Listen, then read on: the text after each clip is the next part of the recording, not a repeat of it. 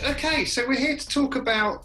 It's kind of a nice story. It's almost your life story in work, Morten. Yeah, yeah. Yeah, it's a quite interesting story how I met Cherry because I early 90s I was I was playing handball as a professional, and when I was 20 years old I felt that no, yeah, I'm done. I don't. It was fun to become a professional, but being a professional didn't make any sense. We didn't earn any money on this or something. So I took a decision that I moved from where I come from to Oslo, and I had some friends that was working in the bar business. So I actually started as a doorman in 1991, and a bartender and doorman. And one day I was, it's a quite funny story. One day, my dream was always to start my own restaurant or bar. Okay. So, but I was working there, and one day in 1994, when I was on my way home from the nightclub after it was closed in the middle of the night, I stopped outside a pub, and suddenly a bottle was coming out of the door from that pub and smashed in my car. 6 o'clock in the morning. What the fuck? And I was going to the guy and asked him, what's happening? Oh, sorry, it's my crazy ex-wife running this for me. Come here tomorrow, we discuss. I'm so tired of this bar. Then the next day was going to him and said, oh, how do we fix it? Oh, aren't you working in the bar business? Yeah, can't you take over the bar? So actually, in one meeting, I had a high debt and but the key to the bar, and next day I was running my own bar. So it was quite funny story, but yeah, all that come from that. So, but at the same time, so in 2000, one guy from Sherry was coming into my bar and said, "Can I place a slot machine here in your bar?" And suddenly I saw that the slot machines was earning more money than we did in the bar. So I started working for Sherry, and at that time Sherry was Betsson and NetEnt was inside Sherry as a company. So that was one company that had. So I was working there, and I saw that they was doing online gambling, and I was so. Sorry, Morten, can I just interrupt? So you were So what were you doing for Cherry then? As a sort of sales rep in Norway, or? First, I in 2000 when they come into my bar, I just closed the door. When the salesman from Sherry come into my pub and placed the slot machine there, I said, I can help you guys in Norway to get many offline places where you can have your slot machines. I know everybody, and we start to cooperate a little bit in Norway, placing out these slot machines, and then I saw that Sherry was doing online gambling. It was very early with a brand called Euroslots. And I learned I met Pontus, and that was the CEO there. And I was very fascinated of the online gambling. So I will become a country manager in Norway for, at that time, Sherry Online. So I was working there until early 2006, and then I was going, because we had 19,000 offline slot machines in Norway, and what actually happened was that in 2006 they took all these slot machines away from the market. So I said, let's create an online brand with local touch, with local name, with local products. So, sorry, the government took away the slot machines. They monopolized it, did they? Or, yeah. First, they took them away totally. So for 4 years, they was gone. And I said, let's produce the same type of slot machines online on a local brand called Norgesautomaten. And then I was, the guy come from Sherry and said, Morten, I'm sorry, you have, online gambling is global. We don't believe on local brands with local products. And I said, yes, let's do it. And then I was fired. So in January 2006, Sherry was fired me. I have to leave on same day. And I said, okay.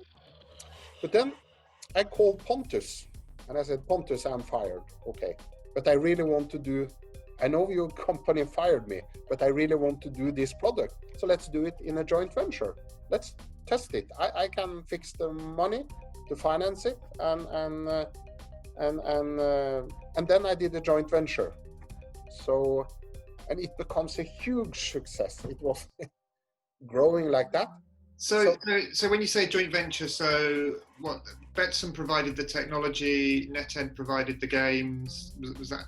Yeah. So they created the only thing I was doing was the marketing. So it was a sort of white label built on their platform actually, and it became a huge success. Sherry was split in 3 companies in 2006, to NetEnt, Betsson, and Sherry. So Sherry was just the land-based and boat business from 2006, and NetEnt and Betsson become provider and operator. And I was doing a joint venture with Betsson, but in 2010, Cherry, that has become a new company. The same guy that's fired me, Gunnar Lind, he said, we want to buy you. So actually I was fired in 2006 from Sherry and Gunnar Lind, and they bought me back in 2010. And then we started the travel with Sherry to create Sherry to an iGaming 360 company, what I call it. I said that, okay, what do we have in Sherry? We have a partnership with Betsson.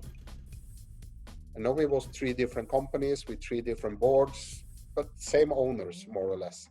And when they bought me in 2010, I wanted a big part of the company, not so much money, because I wanted to build what we believed on. And in 2013, we sold this Norgesautomat and all these white labels. We sold back to Betsson, and we started from zero to create the Cherry as a group with providers, operators, brands. Yeah.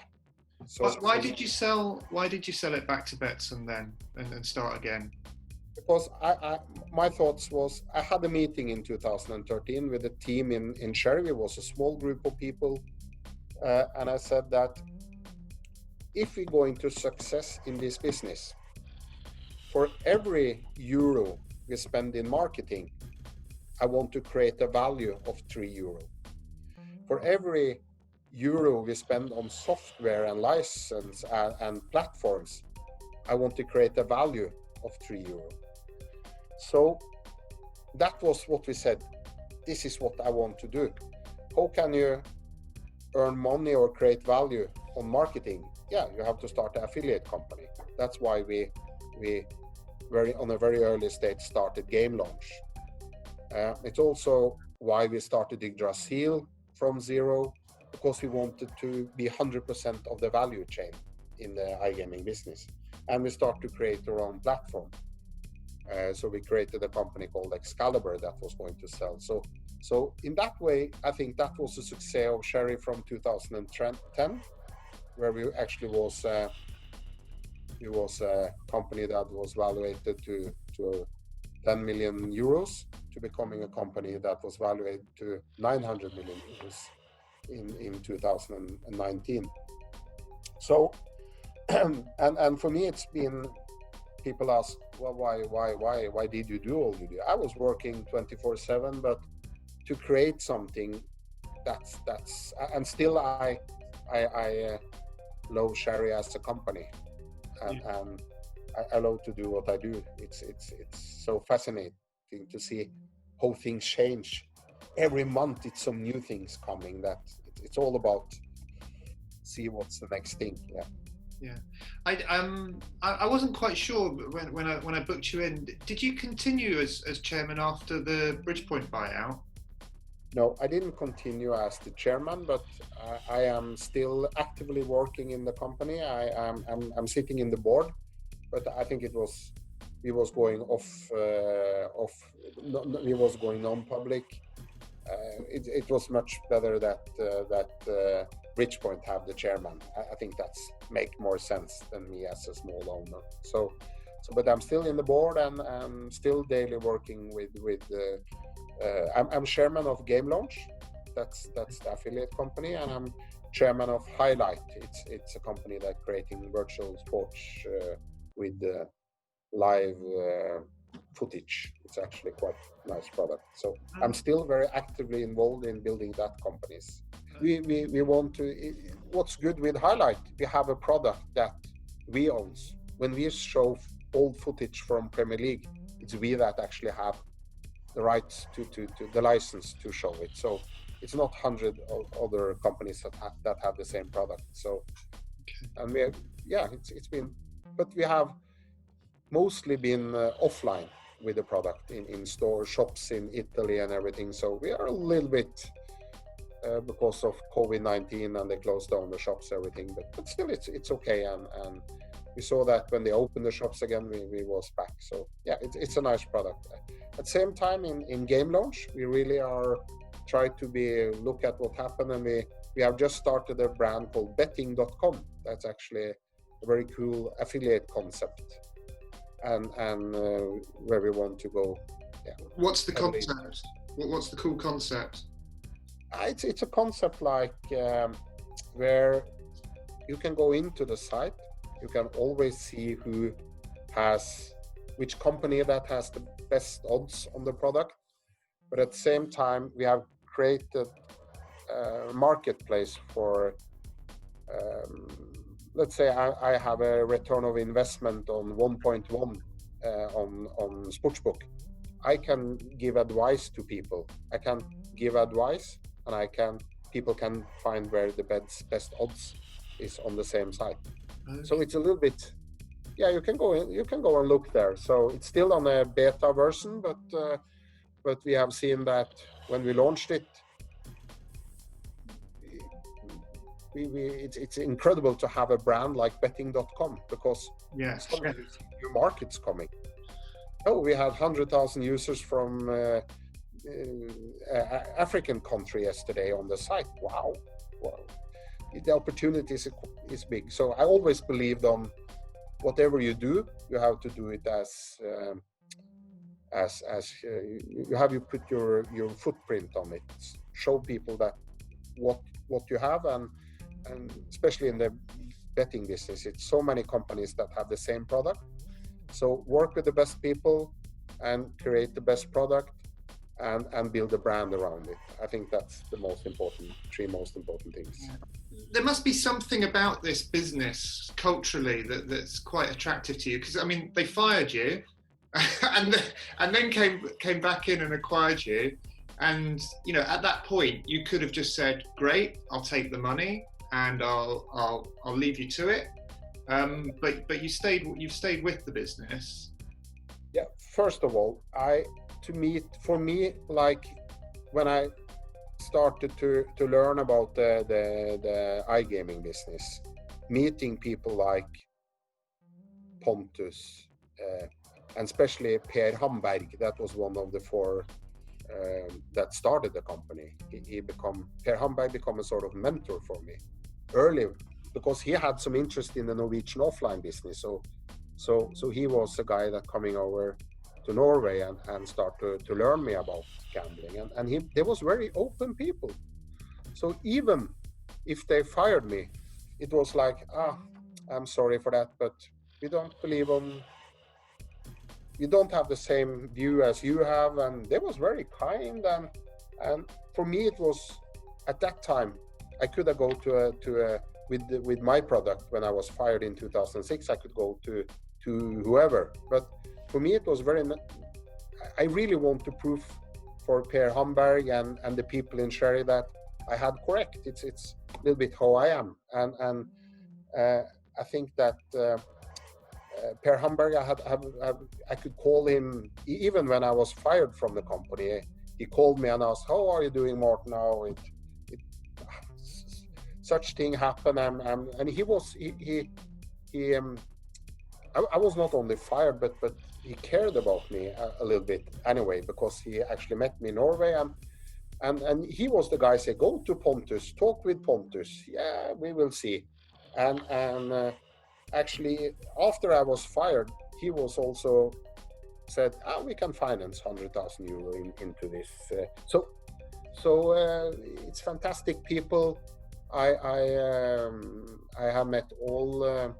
I've not met Pontus' father, but I've met the other Lundström and people that started the company, and I felt like I really love this company. I love their way of thinking. I love their attitude, but most of all, their knowledge, since they have doing this since 1963, was amazing. And still, I think that Per Hamberg is he is an amazing person. I'm sorry, but he died. But for me, I have it in my office. I don't see it. I have the first sherry roulette table. It stand over there. Yeah. I got it in my 50. I'm very proud of sherry, and I still is sherry, and will forever be very close to my heart, whatever happens. So I really want to work with the company. Absolutely, I think that's the important thing in life, is that if when somebody hits you down one way or another, try to see opportunities and don't give up. I think that should be the main part. So it's quite funny story when you are fired in 2006 and they buy you back. It's quite cool.